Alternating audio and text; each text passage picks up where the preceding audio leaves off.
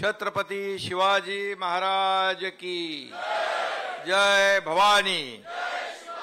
धर्मवीर संभाजी महाराज की जय भवानी। आजच्या शिवसैनिकांच्या आणि पदाधिकाऱ्यांच्या मेळाव्याला उपस्थित माझ्या लाडक्या बहिणी, लाडके भाऊ, या सगळ्यांचं मनापासून मी स्वागत करतो। आणि व्यासपीठावर उपस्थित संपर्क प्रमुख रवींद्र फाटकजी, निरीक्षक पांडुरंग पाटीलजी, आमदार राजेंद्र गावित, माजी राज्यमंत्री आमदार विलासजी तरे, जिल्हा प्रमुख कुंदन संके, जिल्हा प्रमुख वसंत चव्हाण, जिल्हा प्रमुख निलेश तेंडुलकर, उपनेते निलेश सांबरे, उपनेते जगदीश धोडी, उपनेत्या ज्योतिताई मेहर, राजेश शहा, या ठिकाणी उपस्थित माजी आमदार मनीषाताई निमकर, संपर्क संघटिका भारतीताई गावकर, जिल्हा संघटिका वैद्य वाडन, अनुसूचित जाती जनजातीचं काय ते दिलंय ना सदस्य आयोगाचं, वैष्णवी राहणे, लक्ष्मी चांदणे, जिल्हा संघटिका दोन्ही, आमदार माजी आमदार श्रीनिवास वनगा, माजी आमदार अमित घोडा, माजी जिल्हा परिषद अध्यक्ष भारतीताई कांबडी, युवा सेना जिल्हाध्यक्ष साईराज पाटील, युवा सेना जिल्हाध्यक्ष कुणाल पाटील, युवा सेनेचे सौरभ अप्पा, उत्तम घरत, व्यासपीठावरील सर्व प्रभाकर राऊळ आले, आपले काळे ते दाढीमुळे सर्व मान्यवर। बघा, मी जेवढी नावं आहेत ती सगळी वाचलेली आहेत। आता ज्यांनी नावं दिली बाकी राहिले असेल त्यांची चूक आहे। आणि सर्व व्यासपीठावरील सर्व सन्मान्य मान्यवर, आणि खरं म्हणजे हे व्यासपीठ हे शिवसेनेचं वैभव आहे, आणि समोर बसलेले तुम्ही हे शिवसेनेचं ऐश्वर्य आहे, शिवसेनेची ताकद आहे। खरं म्हणजे या व्यासपीठावर आम्ही सगळे बसलोय, पण समोर प्रत्येक कोपऱ्यापर्यंत हा कार्यकर्ता पदाधिकारी हा बसलेला आहे, म्हणूनच या व्यासपीठाला शोभा आहे। आणि म्हणून एवढे पदाधिकारी आपले आज सगळे उपस्थित आहेत। प्रमुख पदाधिकाऱ्यांची बैठक आहे, प्रमुख कार्यकर्ते इथं आले,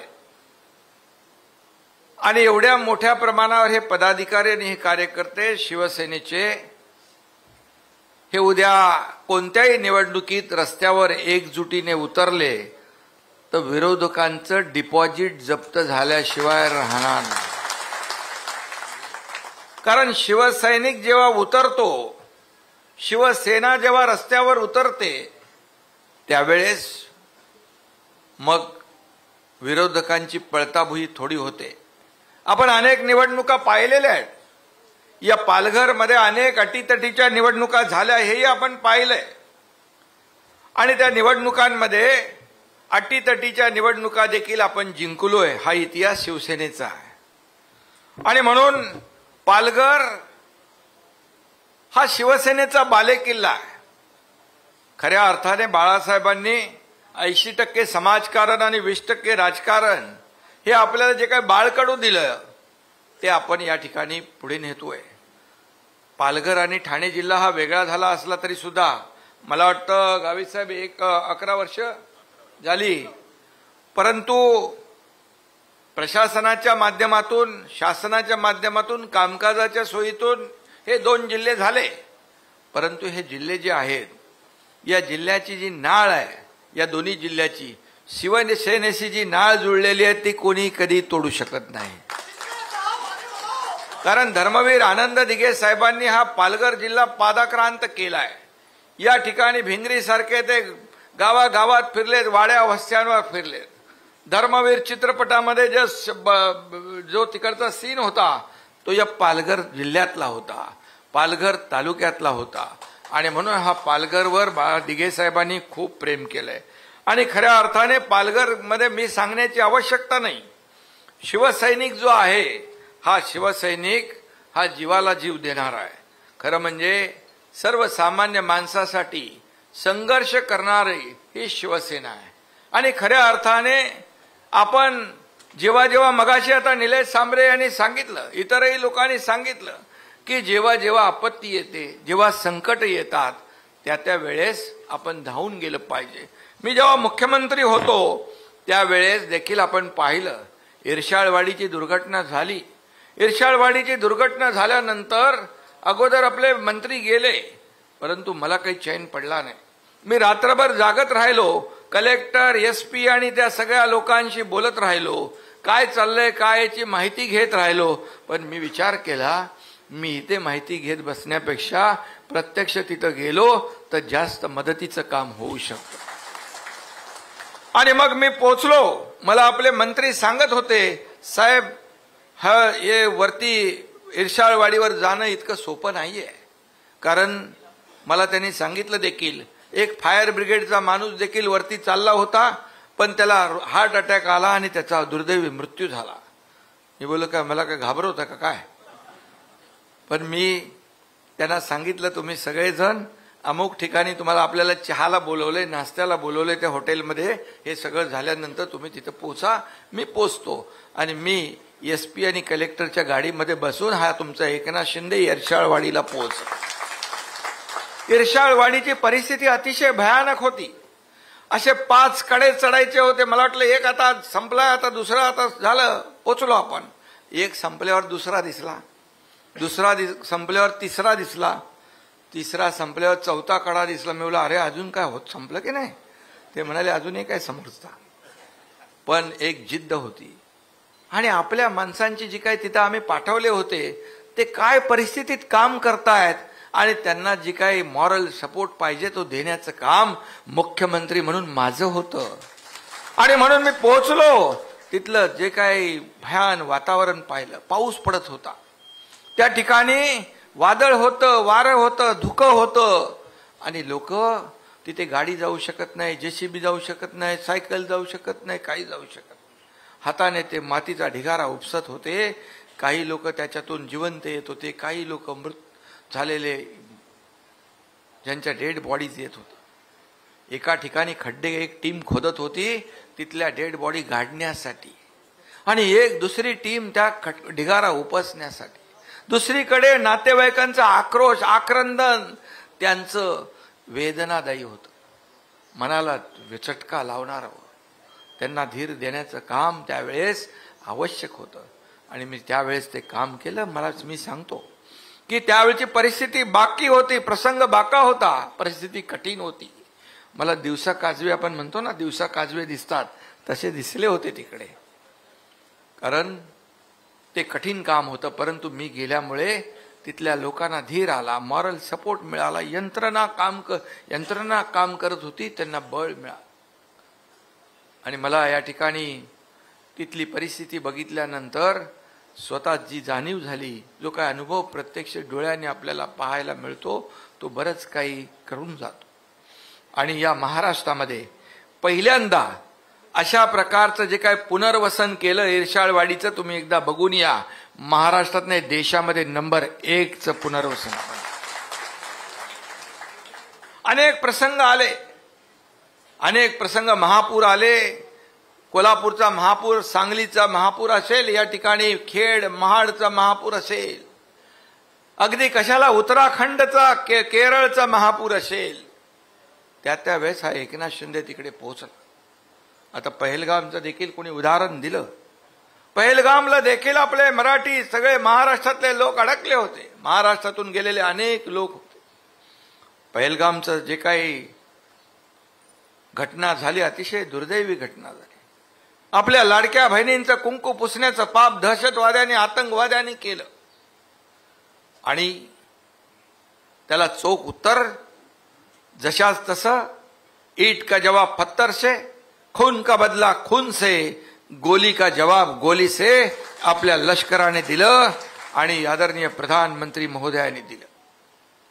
पण त्यावेळेस तिथं जे अडकले होते त्यांच्याशी फोनवर संपर्कात होतो.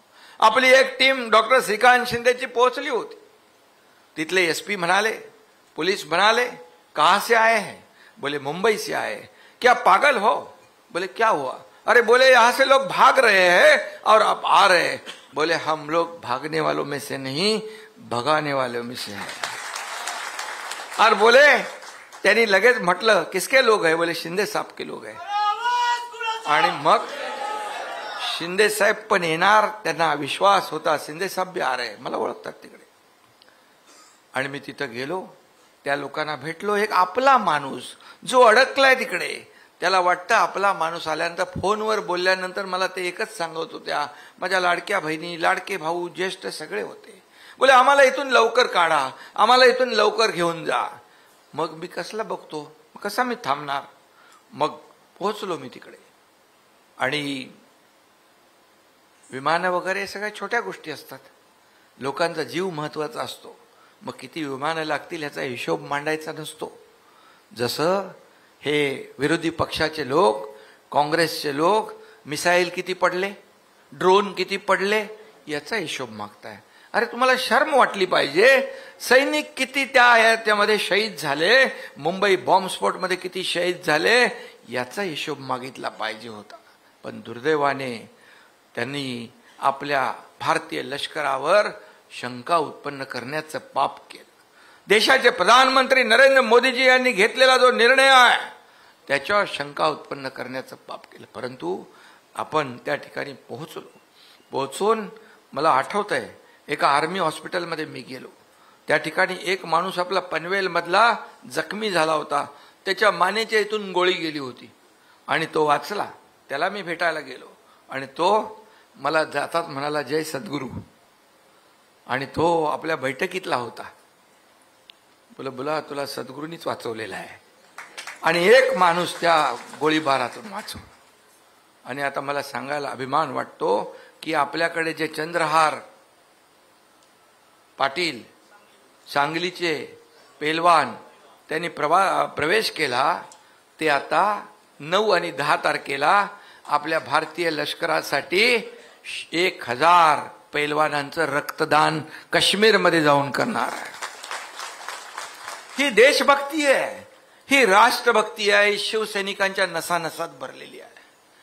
बाळासाहेब सांगायचे, जो देशभक्त आहे तो कुठल्याही जातीपातीचा असू द्या, तो आपला आहे. जो देशद्रोही आहे तो कुठल्याही जातीपातीचा असू द्या, तो आपला दुश्मन आहे. आणि तोच मंत्र पुढे घेऊन चाललोय. आणि म्हणून या ठिकाणी जेव्हा संकट येतं, तेव्हा संकटामध्ये आपत्ती येते, तेव्हा धावून येणारा मदतीचा हात हा पहिला शिवसैनिकाचा असतो. त्याला सांगावं लागत नाही, त्याला आदेश द्यावा लागत नाही, त्याच्या मनामध्ये उपजतच आहे.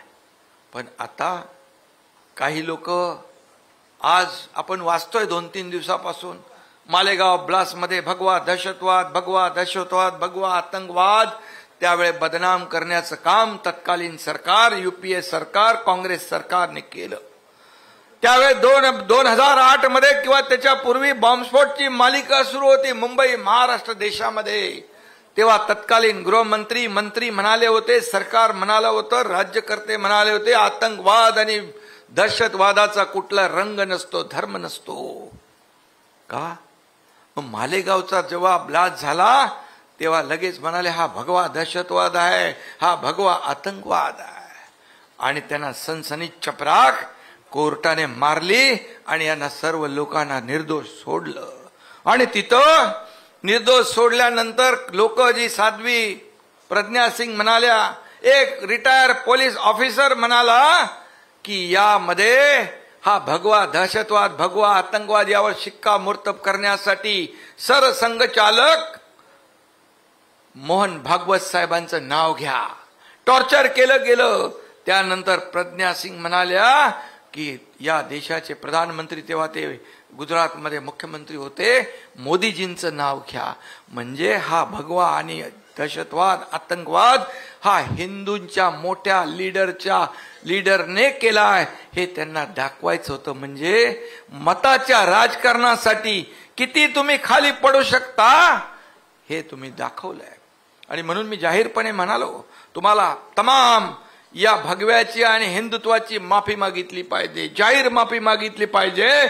आणि ज्यांनी पोलिसांना टॉर्चर केलं, पोलिसांवर दबाव टाकला, त्या राज्यकर्त्यांचा नार्को टेस्ट झाली पाहिजे, दूध का दूध पाणी का पाणी झालं पाहिजे. आणि ज्यांनी हे भयंकर कुकर्म करण्याचं काम या ठिकाणी ज्यांना गोवण्याचा प्रयत्न केला त्यांना जेल दाखवलं पाहिजे आणि दूध का दूध पाणी का पाणी झालं पाहिजे. या त्यांचे खरे चेहरे या लोकांच्या जनतेसमोर देशासमोर आले पाहिजे. ही देशभक्ती आहे. आणि म्हणून बाळासाहेब म्हणायचे महाराष्ट्रामध्ये मराठी, हिंदुस्थानमध्ये हिंदू ही आपली व्यापक भूमिका आहे. म्हणून आज मी आपल्याला एवढंच सांगेन की आपल्याला प्रत्येक जण शिवसैनिक एवढे लोक आज तुम्ही प्रत्येक जण ढाण्या वाघ आहात आणि विरोधकांना चारी मुंड्या चित लोळवण्या एवढी ताकद तुमच्या मनगटात आहे, तुमच्यात ती ताकद आहे. आणि वाघाचं कातड पांघरलेले लांडगे कधी वाघ होऊ शकत नाही. वाघ तुम्ही आहात. आणि म्हणून तुमची ताकद एकजूट जी आहे, आपण मूठ आवळल्यानंतर जेव्हा आपण एखाद्याला त्याची ताकद दाखवतो तेव्हा समोरच्याला कळते एकजुटीमध्ये किती ताकद आहे. आणि म्हणून एवढंच मी सांगेन की अनेक आपण निवडणुका केल्या, 3 वर्ष आपण पाहिलं, 3 वर्षामध्ये आपण निवडणुका पाहिल्या, लोकसभा पाहिल्या, विधानसभा पाहिल्या आणि त्याचे निकालही पाहिले. 2.5 वर्षाच्या मुख्यमंत्री पदामध्ये मला अनेक कामं करण्याची संधी मिळाली. लाडकी बहीण योजना सगळ्यात हिट झाली, सुपरहिट झाली. विरोधक म्हणत होते लाडकी बहीण योजना होणार नाही, लाडकी बहीण योजना होणार नाही, हे फक्त चुनावी जुमले आहेत. परंतु बोलणारा आणि निर्णय घेणारा एकनाथ शिंदे होता मुख्यमंत्री. मी तेव्हा त्यांना सांगितलं, हे विरोधक, हे सावत्र भाऊ जे तुमच्या योजनेला विरोध करतायत, कोर्टात जातायत, यांना फक्त लक्षात ठेवा.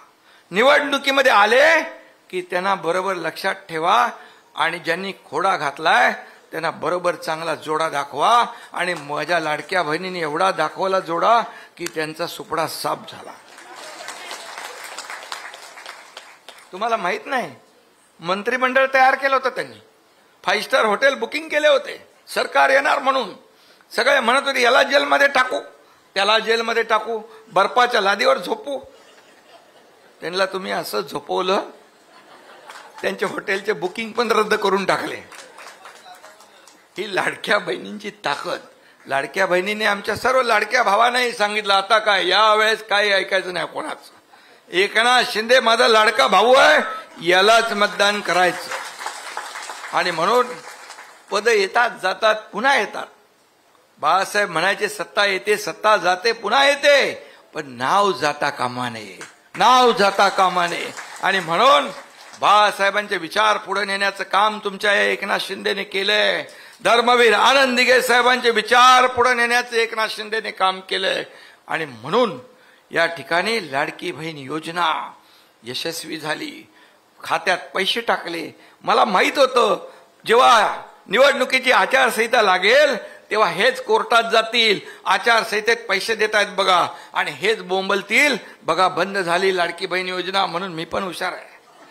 मी पण काय केलं, आचारसंहितेच्या काळातले पैसे पण ऍडव्हान्स मध्ये जमा करून टाकले. आणि माझ्या लाडक्या बहिणींना मी सांगू इच्छितो, ही लाडकी बहीण योजना कोणी किती काही म्हटलं, विरोधकांनी किती आपटली तरी सुद्धा लाडकी बहीण योजना कधी बंद होणार नाही. ज्या योजना आम्ही सुरू केल्या शेतकऱ्यांच्या, युवकांच्या, ज्येष्ठांच्या, टप्प्याटप्प्याने आम्ही पूर्ण करू.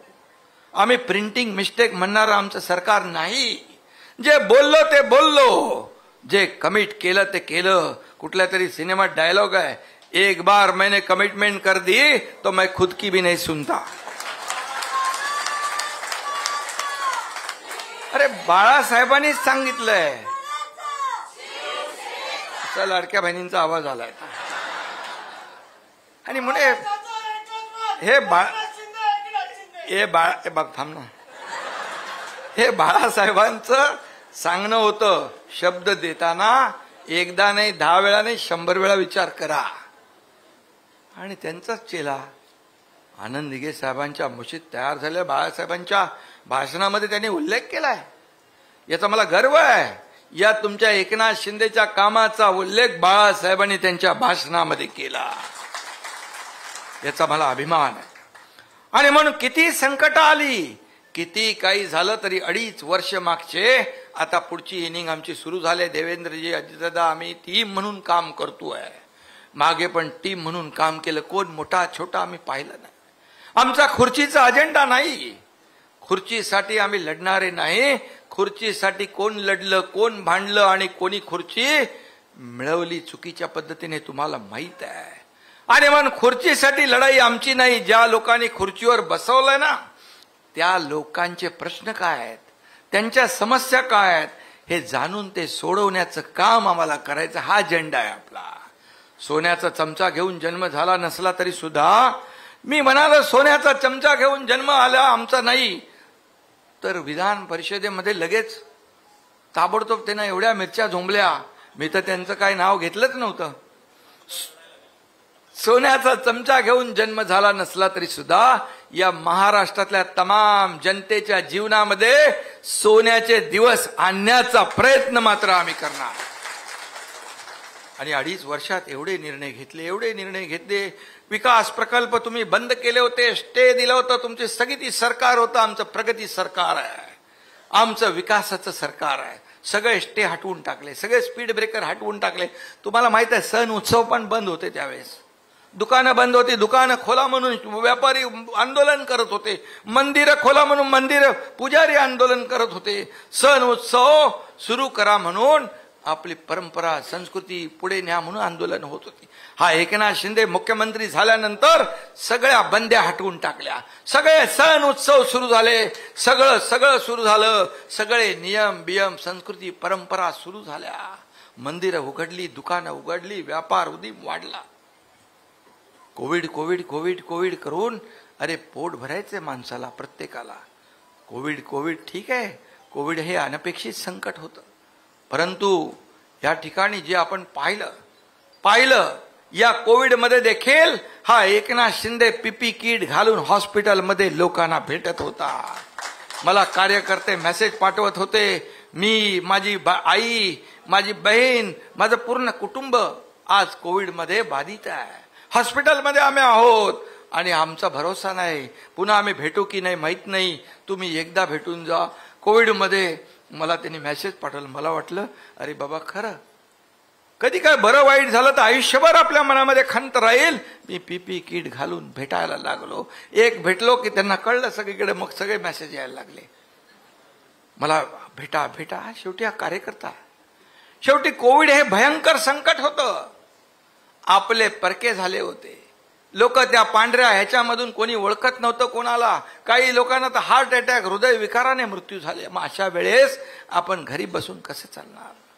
आपण रस्त्यावरचे लोक आहोत, आपण जमिनीवरचे लोक आहोत.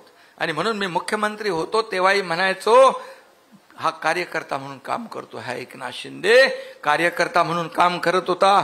आजही कार्यकर्ता म्हणून काम करतोय, उद्याही कार्यकर्ता म्हणूनच काम करणार. मग मला म्हणायला लागेल सीएम म्हणजे चीफ मिनिस्टर. मला कसले चीफ मिनिस्टर? अरे सीएम म्हणजे कॉमन मॅन, ज्याच्यामुळे आपण बसलो. सीएम म्हणजे कॉमन मॅन हे नाव मला दिलं. आता डीसीएम म्हणजे डेडिकेटेड टू कॉमन मॅन. अरे काय, लोकांची नाळ आपली तुटता कामा नये. सर्वसामान्य माणूसच आपला महत्वाचा आहे. आणि म्हणून तुम्हाला एवढंच मी सांगतो, की 22 साली जे या महाराष्ट्रामध्ये घडलं, बाळासाहेबांचे विचार पायदळी तुडवण्याचं काम केलं, आपली शिवसेना काँग्रेसच्या जोकडाला बांधण्याचं काम केलं, धनुष्यबाण घाण ठेवण्याचं पाप केलं, आणि शिवसैनिक त्या काळामध्ये मी पाहिलेले आहेत. आणि म्हणून आम्ही उठाव केला, बंड केलं. आणि त्यावेळेस उठाव हा संघर्ष कुणाला मुख्यमंत्री बनण्यासाठी नव्हता, कुणाला मंत्रीपद मिळण्यासाठी नव्हता. आम्हाला म्हणतात तुम्ही आमचं ताट ओढलं, ताट खेचलं, ताटात माती कालवी. अरे 2019 साली या महाराष्ट्रातल्या जनतेने महायुतीचं ताट बनवलं होतं, महायुतीचं ताट भरलं होतं. तुम्ही त्या ताटात माती कालवली, ताट खेचलं, काँग्रेस घेतलं, अनेक लोक घेतले जे बाळासाहेबांना नको होते. आणि आम्ही जेव्हा गेलो तेव्हा तुमचं मंत्रीपद सोडून गेलो, मंत्रीपदावर पाणी सोडून गेलो, मग सरकारमधून पाय उतार होऊन गेलो. 7-8 मंत्री सोडतं का कोण? मंत्रीपद सोडतं? साधं सरपंच पद सोडायला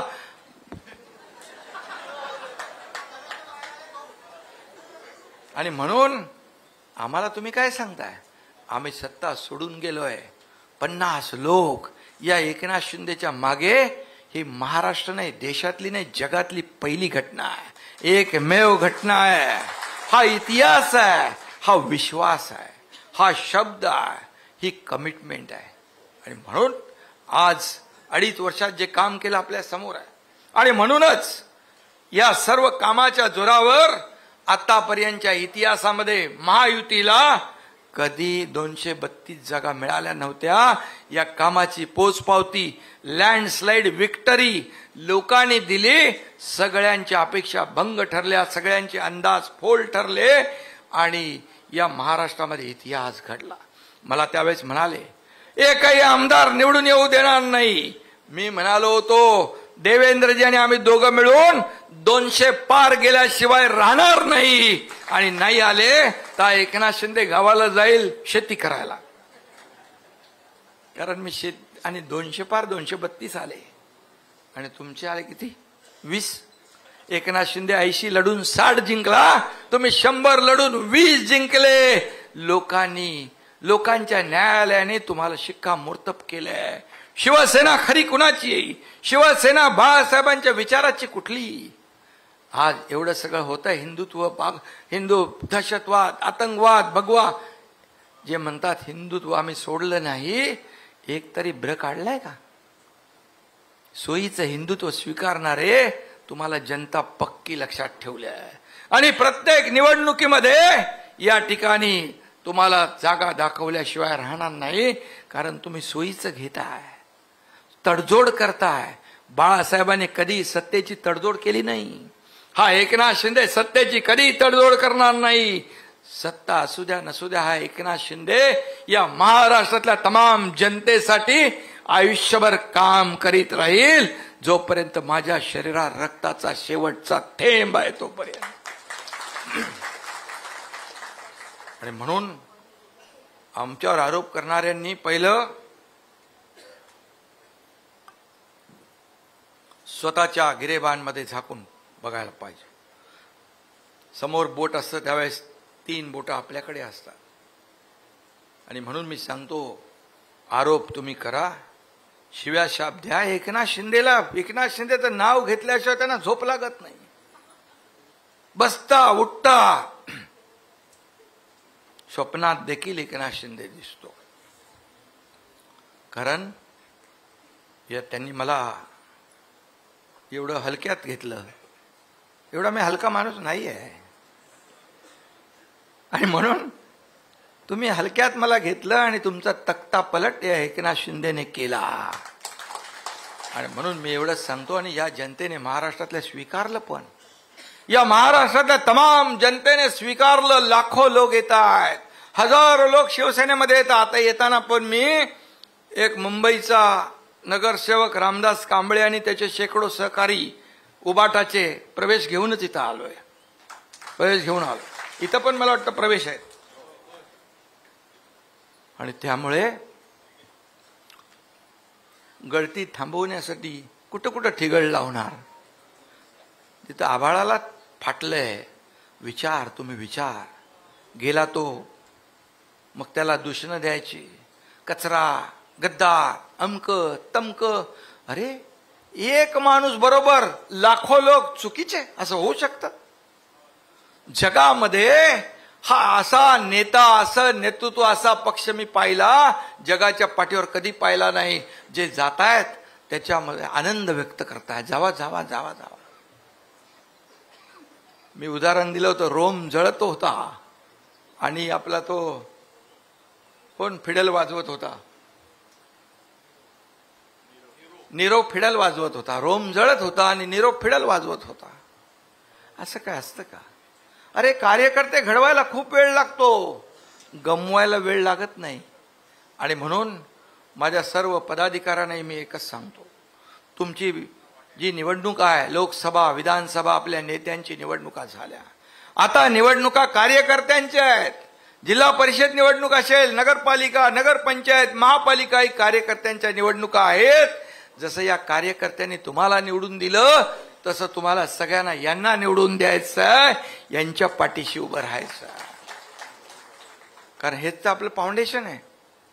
कार्यकर्ता, शिवसैनिक हाच आपला पाया आहे. आणि तो आपल्यासाठी मरमर काम करतो. जेव्हा एकदा शिवसैनिकांनी ठरवलं आता मला याला निवडून आणायचंय, मग त्याला कोणीही परावृत्त करू शकत नाही. आणि म्हणून कार्यकर्ता जपला पाहिजे. सर्व नेत्यांनी जे काय असेल नसेल, काही लोक म्हणाले, सर्व बाजूला ठेवा. तुम्हाला मी एकच सांगतो, पालघर हा शिवसेनेचा बालेकिल्ला आहे. पालघरमध्ये शिवसेनेचा बालेकिल्ला, शिवसैनिक तर आहेत, पण शिवसेनेवर प्रेम करणारे मतदार पण आहेत. आणि म्हणून नेते, जे कोणी आपले सगळे नेते आहेत, पदाधिकारी आहेत, यांनी बघा या कार्यकर्त्यांकडे पाहायचं. तुम्ही आपसामध्ये आपले हेवे दावे असतील तर कार्यकर्त्यांची कुचंबना होते. आणि म्हणून कार्यकर्त्याची कुचंबना होता कामा नये. हा कार्यकर्त्यांचा पक्ष आहे. शिवसेना हा कार्यकर्त्यांचा पक्ष आहे. इथं मालक कोणी नाही, नोकर कोणी नाही, सर्व कार्यकर्ते आहेत. पूर्वी सहकाऱ्यांना बाळासाहेब सवंगडी समजायचे, आता सहकाऱ्यांना घरगडीमध्ये समजत होते, नोकर मालक समजत होते.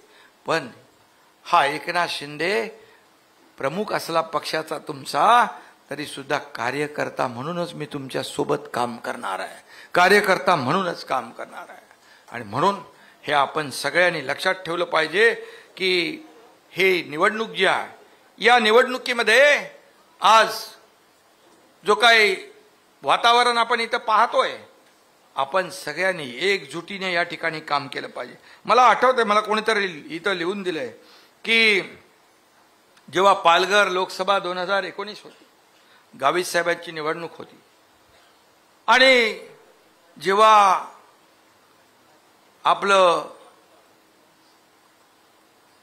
लोकसभेची निवडणूक होती त्यावेळेस माझी आई हॉस्पिटलमध्ये होती आणि मी यांना वेळ दिला होता.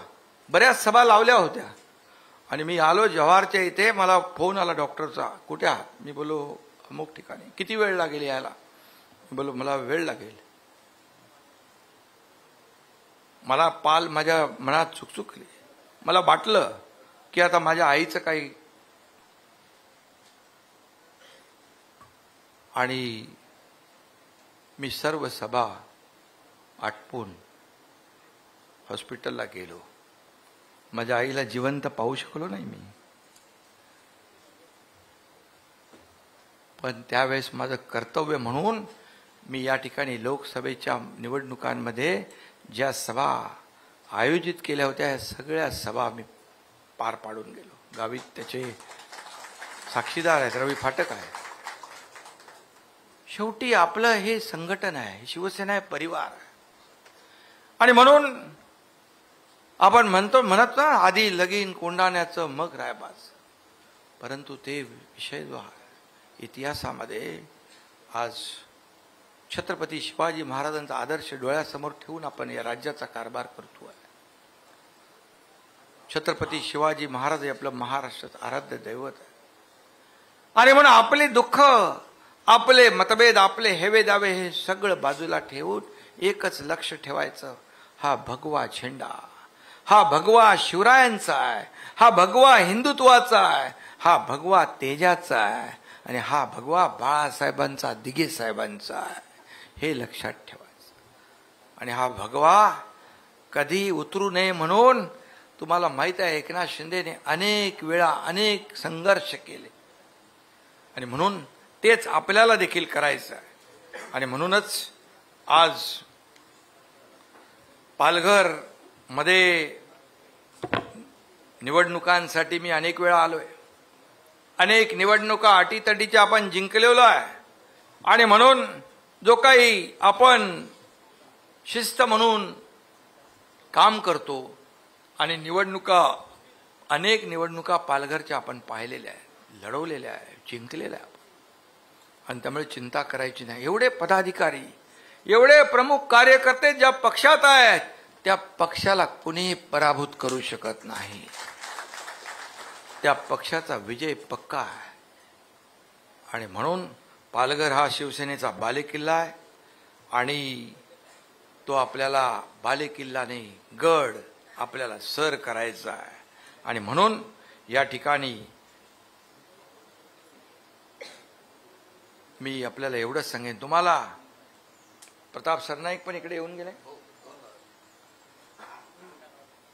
ते पण त्यांचं पण नाही. हा, सरनाईक आहे, गड सर करायला सरनाईक पण येतील, आणखी पण लोक येतील. तुमचे हे सगळे स्थानिक सगळे लोक आहेतच आणि सर्व लोक आहेत. रवी फाटक इथले संपर्क प्रमुख, इकडचे उपनेते, सगळे नेते, जिल्हा प्रमुख, सगळे. आणि या निवडणुकांमध्ये पालघरच्या मला तुमच्याकडून एकच शब्द पाहिजे की ज्या ज्या निवडणुका येतील, आता आपण लोकसभा लढलो, जिंकलो, देश जिंकला, महाराष्ट्र जिंकला, आता आपल्याला स्थानिक स्वराज्य संस्था जिंकायच्या आहेत. आणि म्हणून महायुतीचा भगवा फडकला विधान भवनावर, महायुतीचा भगवा या पालघरवर फडकला पाहिजे, यासाठी आपण काम केलं पाहिजे. बाकी चिंता करू नका. जे काय निर्णय घ्यायचे ते आम्ही घेऊ, परंतु आतापासून तुम्ही घराघरात, मगाशी कोणीतरी सांगितलं, प्रत्येक कार्यक्रमात, गणपतीमध्ये, याच्यात त्याच्यात लोकांना भेटलं पाहिजे, लोकांपर्यंत गेलं पाहिजे. तुम्ही जेवढं लोकांना भेटाल, जेवढं लोकांमध्ये जाल, तेवढा शिवसेना मजबूत होईल. गाव तिथे शिवसेना, घर तिथे शिवसैनिक हे अभियान आहे. सदस्य नोंदणी करा, लोकांपर्यंत पोचा.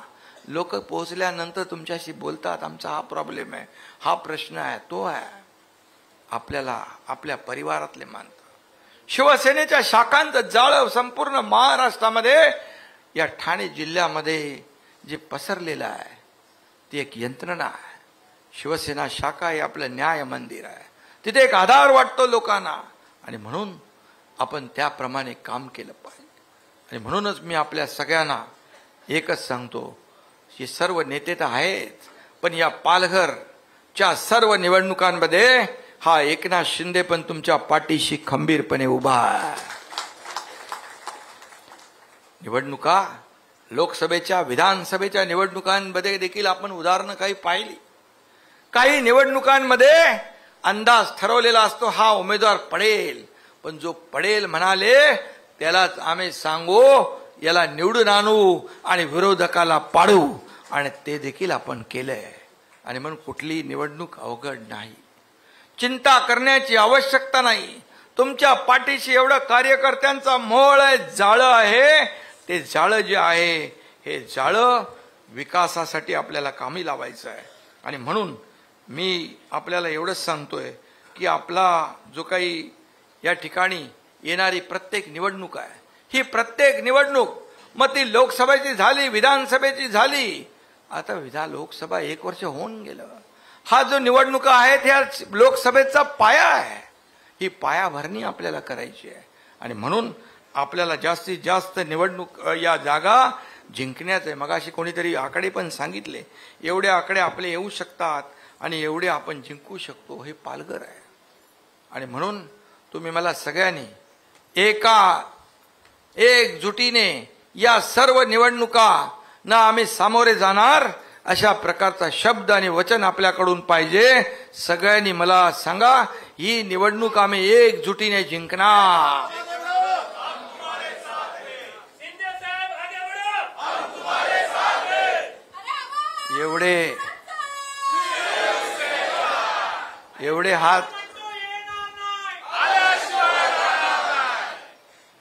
एवढे हात वरती आले, ते एक एकच केलाय. 2-2 केले असतं तर किती झाले. आणि म्हणून आपण या निवडणुका जिंकणार आहोत.